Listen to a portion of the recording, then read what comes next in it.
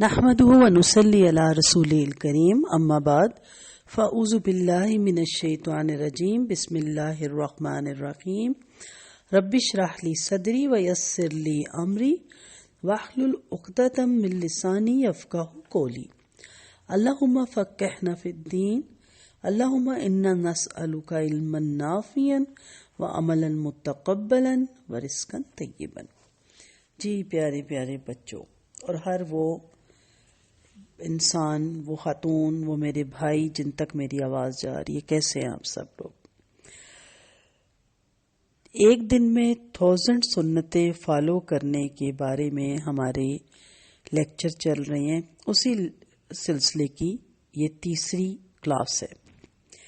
اب تک ان 3 کلاسوں میں ہم نے 16 سنتیں یاد رکھی اور بہت آسان تھی، اس کے لیے کوئی ہمیں محنت نہیں کرنی پڑ رہی تھی، ہماری روزمرہ کی روٹین تھی اور وہ ہماری ضرورت ہے، بشری تقاضا تھا، فطری تقاضا تھا، لیکن وہ تمام تقاضے، وہ تمام ضروریات ہم نے اس طریقے سے اپنی پوری کی جس طریقے سے نبی کریم صلی اللہ علیہ وسلم کا حکم تھا۔ جنہوں نے میرے پچھلے لیکچر نہیں سنے وہ پچھلے لیکچر ضرور سنیں تاکہ ہم اگلی سنتیں فالو کرنے سے پہلے پچھلی سنتوں کو اچھی طرح سمجھ لیں۔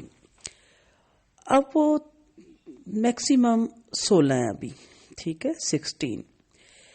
نبی کریم صلی اللہ علیہ وسلم کا فرمان ہے کہ ایک سنت کو فالو کرنے والے کو 100 شہیدوں کے برابر اجر ملے گا۔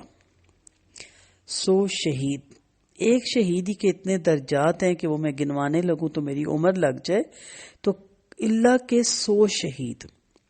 اور پھر جو 16 آپ نے سنتیں فالو کرنی ہے وہ دن میں، چلیں ہم میکسیمم کہہ دیتے ہیں 5 دفعہ، 5 وقت کی نماز کا رکھ لیتے ہیں، ورنہ تو ہم کئی مرتبہ واش روم میں جاتے ہیں، کتنی مرتبہ ہم وضو کرتے ہیں، ہم اشراق کے بھی لیے کر سکتے ہیں، اس حساب سے تو بہت بنتا ہے، لیکن چلیں فرض کریں ہم ان سنتوں کو 5 دفعہ فالو کرتے ہیں، ایک دن کا بتا رہی ہوں، تو ہمارا یہ 5 دنوں کا جب ہم نے کیا تو پھر ہماری یہ کتنی سنتیں ہوئیں، ٹھیک ہے۔ پہلے تو 16 سنتیں ہم نے فالو کی، اسے 100 سے ضرب دیا تو کتنا ہوا؟ 1600۔ پھر 1600 سنتوں کو جب ہم 5 دفعہ رپیٹ کرتے ہیں تو یہ 8000 سنتیں ہماری بن جاتی ہیں ایک دن کی۔ اور یہ تیسرا لیکچر ہے، اگر آپ اس کو دوبارہ چوتھا لیکچر ہے، اگر آپ اس کو دوبارہ جو آپ کے تقریباً 20 ڈیز بھی اگر گزرے ہیں ان سے اس 8000 کو اگر آپ ملٹیپلائی کریں تو بس یہ تو نہ ختم ہونے والا ایک اجر ہے، نہ ختم ہونے والا ایک سلسلہ ہے، اور انشاءاللہ یہ جا کے جنت الفردوسی میں اس کا اجر مل سکتا ہے۔ یہاں میں تو اتنا ملٹیپلائی کر بھی نہیں سکتی، کیونکہ میں نے کہا نا کہ کچھ تو 5 دفعہ، کچھ 8 دفعہ، کچھ 10 دفعہ جو تہجد میں اٹھتے ہیں تو بڑھتا چلا جاتا ہے۔ اس کا بہت فضیلت ہے سنتوں کو فالو کرنے کی، بارہا میں آپ کو بتاتی ہوں۔ سب سے پہلی چیز ہے بندہ مومن کو اللہ تعالیٰ کی محبت نصیب ہوتی ہے، پھر فرائض میں کوئی کوتاہی رہ جائے تو وہ ان سنتوں پر عمل کرنے کی وجہ سے پوری ہو جاتی ہے، پھر اتباع سنت کی بنا پر انسان بدعت سے محفوظ رہتا ہے، پھر سنت کی پیروی کرنا شاعر الہی کے احترام کا بھی حصہ ہے۔ نبی کریم صلی اللہ علیہ وسلم کی سنتوں کو ہم عمل کے ذریعے زندہ کریں گے، اور یہ ہماری نبی کریم صلی اللہ علیہ وسلم سے کامل محبت اور کامل اطاعت کی نشانی ہے۔ تو آتے ہیں ہم اپنی اگلی سنتوں کی طرف، اور میں سب لوگوں سے کہوں گی کہ اس میں تمام لوگوں کو یہ آگے ضرور سینڈ کریں، اور جتنے اس میں بچوں کو شامل آپ کر سکتے ہیں کریں، تاکہ بچوں کے اندر سے جو سنتیں، بلکہ بچوں کے اندر سے خارج کیا ہوگی، جی ہم نے دی ہی نہیں تھی، خوش نصیب ہے وہ گھرانے جو دے رہے ہیں، لیکن میں ان کے لیے زیادہ کام کر رہی ہوتی ہوں جن تک یہ میسج نہیں پہنچ پایا۔ تو اس لیے ہم سب کو اپنی روزمرہ کی زندگیاں نبی کریم صلی اللہ علیہ وسلم کی سنت کے مطابق گزارنی چاہیے۔ آتے ہیں اپنی اگلی سنت کی طرف. مسنون طریقے کے مطابق مسح کرنا. جب آپ وضو کرتے ہیں تو اس کا طریقہ کیا ہے؟ نبی کریم صلی اللہ علیہ وسلم اپنے دونوں ہاتھوں کو سر کے شروع سے گدی تک لے جاتے، پھر انہیں اسی طرح سر کے شروع تک واپس لے کر آتے. ترمذی کی روایت ہے، ابن ماجہ میں بھی آپ کو مل جاتی ہے، بخاری کی بھی یہ روایت ہے. ٹھیک ہے، یاد رہے کہ مسح مسنون طریقے کے مطابق ہی کرنا چاہیے، کیونکہ مسنون طریقے سے ہٹ کر کیا ہوا کوئی بھی عمل مقبول نہیں ہے، قابل قبول نہیں ہے. آپ کیسے کہہ سکتے ہیں کہ جیسا تیسا بھی میں نے وضو کیا، بس وضو ہی تو ہے؟ ایسا نہیں ہے. آپ کوئی ادارہ جوائن کرتے ہیں، اس کے اصول ہوتے ہیں نا. پریڈ دیکھ لیں، پی ٹی دیکھ لیں، کوئی بھی کام دیکھ لیں، آپ ذرا ہٹے نا لائن سے تو کیا حشر ہوگا اس ساری پریڈ کا یا اس پی ٹی کا. لیکن دین کے معاملے میں کوئی کس طرح کر رہا ہے، کوئی کس طرح کر رہا ہے. ہر ایک کا اپنا ہی ایک طریقہ ہے. ہاتھ پاؤں کی انگلیوں کا خلال کرنا. حدیث میں ہے کہ مکمل وضو کیا کرو، نبی کریم صلی اللہ علیہ وآلہ وسلم کا فرمان ہے، اور انگلیوں کے درمیان خلال کیا کرو. ٹھیک ہے، تو پہلی سنت آپ کی کیا ہوئی؟ کیا آپ نے ہاتھ گیلا کیا اور ماتھے سے شروع کیا اور پیچھے گدی تک لے کے گئے اور پھر گدی سے واپس آپ ماتھے تک لائے. ٹھیک ہے، اور دوسری جو چیز ہم سیکھ رہے ہیں وہ ہاتھ اور انگلیوں کا خلال کرنا ہے. ہم وضو نہیں سیکھ رہے، ہم وہ چیزیں سیکھ رہے ہیں جو وضو میں سنت کے مطابق کر رہے ہیں. وضو کا طریقہ بالکل الگ ہے، آپ کو سکھایا جائے گا انشاءاللہ. تو انگلیوں کا درمیان خلال کیا کریں. مجھے مل گیا وہ پرنٹ، تو میں ساتھ سینڈ بھی کر دوں گی آپ کو، جس میں وضو کرنے کا طریقہ بتایا گیا. ہاتھ پاؤں دھوتے ہوئے پہلے دایاں ہاتھ پاؤں کو دھونا. حدیث میں ہے نبی کریم صلی اللہ علیہ وسلم کو دائیں طرف پسند تھی. جوتا پہنتے ہوئے، طہارت کرتے ہوئے، ہر کام کرتے ہوئے آپ دایاں طرف کو ہی پسند کرتے تھے. ہم بھی وہی پسند کریں گے. ہم تو بچے بے احتیاطی سے جوتا اٹھاتے ہیں، پیر پھنسائے اس پہ بھاگے، سوکس اٹھائے جلدی جلدی پہنا اور بھاگے. اور ہم بڑوں کا بھی یہی حال ہے. رک جایا کریں.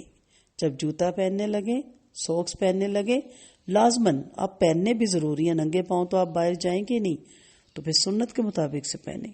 کپڑے پہنتے وقت بھی پہلے دایاں بازو پہنیں. ہر کام میں آپ دائیں کو سامنے رکھیں، کیونکہ نبی کریم صلی اللہ علیہ وسلم کو یہ سائڈ پسند تھی اور آپ ہر کام میں دائیں سائڈ ہی کو اہمیت دیتے تھے. چہرہ، ہاتھ، بازو اور پاؤں کو ایک سے زیادہ مرتبہ 3 مرتبہ تک دھونا. آپ کو معلوم ہے پانی کی قلت ہے تو 1 دفعہ بھی وضو ہو جاتا ہے، 2 دفعہ بھی ہو جاتا ہے، لیکن 3 دفعہ پسندیدہ اور افضل ہے. پانی بہاتے ہوئے اعضائے وضو کو ملنا. ساتھ ساتھ آپ نے ملنا ہے، چھپ چھپ کر کے نہیں نکل آنا. حسب ضرورت پانی استعمال کرنا، اس پہ بہت توجہ دینی ہے. پانی ضائع نہیں کرنا. کسی چیز کا بھی اسراف اسلام میں پسندیدہ نہیں ہے. نبی کریم صلی اللہ علیہ وسلم کا ہمیں جو طریقہ ملتا ہے، سنت ملتی ہے، آپ 1 مد پانی سے وضو کیا کرتے تھے. آپ اس کو ایک مگہ بھی کہہ سکتے ہیں. بڑے مگے نہیں ہوتے جو بالٹیوں میں رکھے جاتے ہیں، لیکن اگر آپ کو ٹیپ کھول کے کرنے کی عادت ہے، نلکا کھولنے کی، تو آپ کر سکتے ہیں. لیکن ایک چیز کا دھیان رکھیے کہ اس کو اس طرح نہ کھولنے فل، اور آپ ایک اعضاء کو مل کے دوسرے اعضاء تک وہ کھولتا ہی رہے. ساتھ ساتھ اس کو بند بھی رکھیں، اس کی سپیڈ بھی سلو رکھیں تاکہ وہ بہت زیادہ پانی ضائع نہ ہو جائے. پھر بازو اور پاؤں دھوتے ہوئے مبالغہ کرنا. ایک حدیث میں ہے سیدنا ابو ہریرہ رضی اللہ عنہ جب وضو کرتے تو اپنے بازوؤں کو کندھوں تک اور اپنے پاؤں کو پنڈلیوں تک دھوتے اور پھر کہتے کہ میں نے نبی کریم صلی اللہ علیہ وسلم کو اسی طرح وضو کرتے ہوئے دیکھا ہے. مسلم کی روایت ہے. تو کوشش کریں کہ اچھی طرح دھوئیں، کوئی جگہ خشک نہ رہ جائے. یہ بھی سنت کا طریقہ ہے. مکمل وضو کرنا اور ہر وضو کو اچھی طرح دھونا، یہ بھی سنت ہے. وضو بڑی امپورٹنٹ ایک عبادت ہے، اور اس کو اس طرح لائٹلی نہ لیں، بس گیا اور چھپ چھپ پانی ڈالا اور بھاگنے کی تسلی سے کریں. وضو سے بہت سی بیماریوں سے نجات ملتی ہے، آپ کے مسلز بھی ریلیکس ہوتے ہیں اور صفائی تو ہوتی ہی ہے۔ اور وضو کے بعد یہ دعا پڑھنا، اشہد ان لا الہ الا اللہ وحدہ لا شریک لہ واشہد ان محمدا عبدہ ورسولہ۔ جہاں ہم لیسن سینڈ کر رہے ہوتے ہیں روشن ستاروں بچوں کے لیے، وہاں ہم یہ دعائیں ریٹن میں بھی ساتھ سینڈ کر دیتے ہیں، اس لیے پلیز یہ دعائیں بچوں کو آپ ضرور یاد کروائیں۔ ترجمہ اس کا، میں گواہی دیتا ہوں کہ اللہ کے سوا کوئی معبود برحق نہیں، وہ اکیلا ہے، اس کا کوئی شریک نہیں، اور میں گواہی دیتا ہوں کہ محمد صلی اللہ علیہ وسلم اس کے بندے اور اس کے رسول ہیں۔ اس دعا کے پڑھنے کی فضیلت یہ ہے کہ پڑھنے والے کے لیے جنت کے 8 دروازے کھول دیے جاتے ہیں، وہ جس میں سے چاہے جنت میں داخل ہو جائے۔ تو دیکھیں ایک وضو کو بھی پراپر طریقے سے کرنے کا کس قدر اجر اور کس قدر ثواب ہے، اور وضو ایک عبادت ہے، آپ عبادت ہی کے لیے وضو کر رہے ہیں نا، نماز کے لیے، کوئی بھی نیک کام کرنے کے لیے، یعنی نیک کام سے مراد ہے عبادت، نفل یا قرآن پڑھنے کے لیے آپ وضو کرتے ہیں تو یہ بھی عبادت کا ایک حصہ ہے، تو اس کو بھی بڑے پراپر طریقے سے کریں۔ یہاں تک کافی ہے، آپ انہی سنتوں کو فالو کریں گے۔ آپ پہلے بھی وضو کرتے تھے الحمدللہ کچھ بچے، لیکن اب آپ احتیاط سے کریں گے، طریقے سے کریں گے، اور وہی طریقہ جو نبی کریم صلی اللہ علیہ وسلم کا ہے وہی طریقہ آپ اپنائیں گے انشاءاللہ۔ اگلی کلاس میں ملیں گے نئی سنتوں کے ساتھ۔ دعاؤں میں یاد رکھیے گا، دعاؤں کے طالب آپ کی آنٹی رخسانہ اعجاز۔ السلام علیکم ورحمۃ اللہ وبرکاتہ۔